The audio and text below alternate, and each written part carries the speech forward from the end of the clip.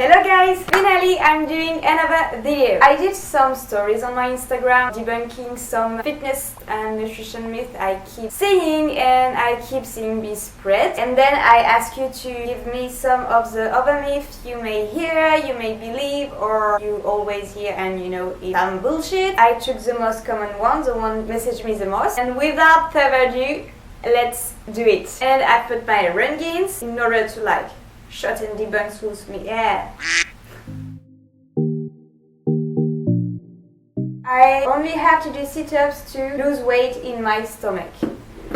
Oh well, we're starting with this one, so basically doing abs in order to have abs. Seems logical, but it's not. It's a misconception that still many people believe. Sit-ups work your abs, okay? But that alone is not enough to get rid of belly fat and show your six-pack. In order to lose weight, you need to check your overall lifestyle, especially nutrition and overall training. In terms of training, it's not doing crunching that will make you have abs. It's the opposite. I've done a whole video about how to have visible abs and slim your waist. I encourage you to check that. I will show it here so I don't put you through details about it, but be mindful in terms of training. It's not doing sit-ups, but it's your overall training style. So meaning compound movement, a wide balance between lifting, between cardio, which we will talk about that later. So no, your body don't fall back of belly fat by doing sit-ups. Another really common one is do cardio to lose weight.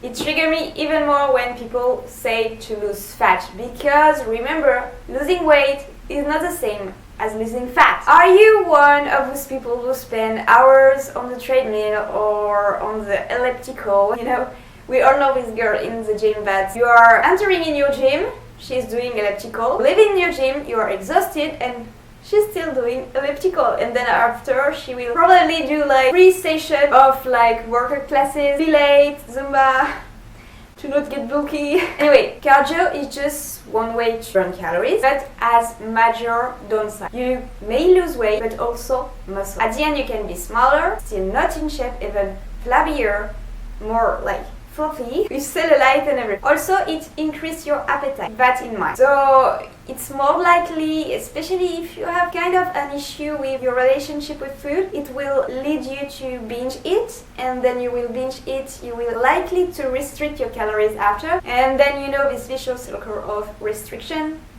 binge eating, over cardio, compensated with cardio, losing even more muscle, binging even more, you know. This also lower your metabolism, so it makes it even harder for you to lose the fat. Remember that it's muscle that increase your daily calories consumption, even when you are not exercising, aka boosting your metabolism. And I'm not even talking when you are combining cardio with a restrictive diet, which we'll talk about also with the binge eating circle, which will inevitably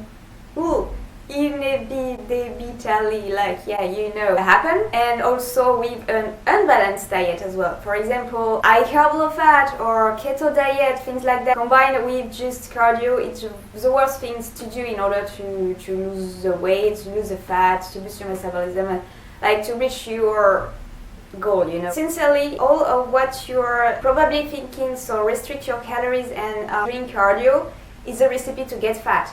It's basically that. Your body reacts to stress by suppressing important hormones, including the thyroid to burn fat. When T3 is suppressed, your body starts to gaining and storing fat. Because your body needs fat to survive, to function, it's just an automatic response to stress. And cardio is stress, combined with restriction and things like that is even worse. It's just teaching your body to put into fat storage for survival, basically. As we saw, cardio increases your appetite, so your emotional and physical appetite, which can lead to binge eating, but also can just make you feel like you earn your food, so make you just eat more because you've done cardio, you know. So to resume, at the end, cardio seems like the ultimate tools to lose weight, but it's the least tool you should use. And so you will tell me what to do, so it's always the same answer, you know. If you want to lose fat, you need to increase your metabolism, and doing that, you need to eat right,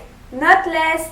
eat right in the adequate macro amount for you and adequate calories for you, which this is individual, and adapt your training, which not mean cut out completely cardio, but right balance. But of course you don't have to do cardio in order to lose fat, that's for sure. Strength training, which doesn't necessarily mean lifting super heavy, it's just overall training, your overall program that is important. It's not one thing that you are doing. So myth debunk.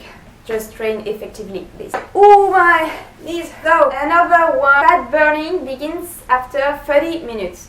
You probably may have heard a lot about this, and this is something I've really thought for a long time. And when you think about it, all those myths are so into us, you know, like if it's logical. You have to do 30-40 minutes before it starts burning fat. It's the truth. But we never really find further explanation, you know. It's not because you always hear something that is true. So fat, like carbs, are used as energy right at the beginning of the exercise. Your body can use carbs after a few seconds, while fat is available after like few minutes. And again, you can make a generalization of how our body uses your fuel.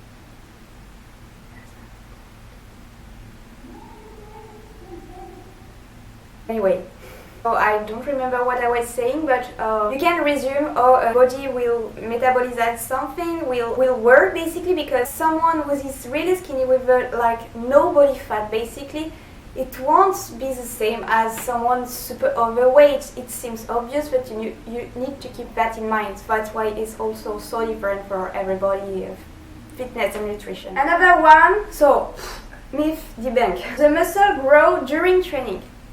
This is really untrue. In fact, during exercise, muscles are breaking down, are damaged. If it looks like your muscles are growing, it's just called like the pump. Simply increase blood flow to your muscle. So in fact, muscles are damaged during training, and they are built by repairing themselves during the rest time.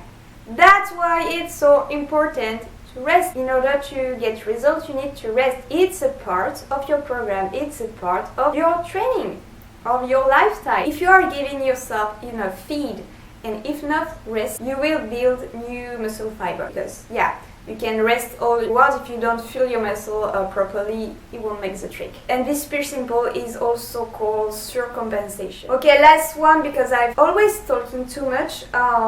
It's stretch to create not bulky lean muscle. This, I've always found this one so hilarious. Like, first, there is no tone and bulky muscle. A muscle tissue is a muscle tissue, and it all depends on body fat percentage. But I keep repeating it, and watch my other video if you didn't get it. Stretching can make you more flexible. Stretching can make it easier to move. Stretching is important. But no, it don't magically elongate your muscle. People who are saying that really show how little they know about the human physiology, you know, body. So myth debate. So okay guys, I think we've covered it. Interesting most comment one. I had also a lot about eating disorder, but I wanted to make a separate video. I don't know if you ever hear any other myth that you want me to tackle. If I have enough in comment, maybe I can do a second part or something like that. If you want to work with me to know how much to eat and of what the training style adapted to you, so on your goal, DM me. You can go to my website to take your program directly. How it works briefly: when you take your program, you will receive a questionnaire, and based on what you will tell me in the questionnaire, I will send you your meal and training plan, fully adapted and personalize it to you. And then we will have weekly check-in, of course, and I'm here during all the week. If you have any question, any struggle, any things to tell me, I'm here to help. Like, it's the purpose of one-on-one coaching. So thank you for having watched this video. See you later for next video. I absolutely don't know when. There is comeback of the sun, so I mean comeback of the Manon.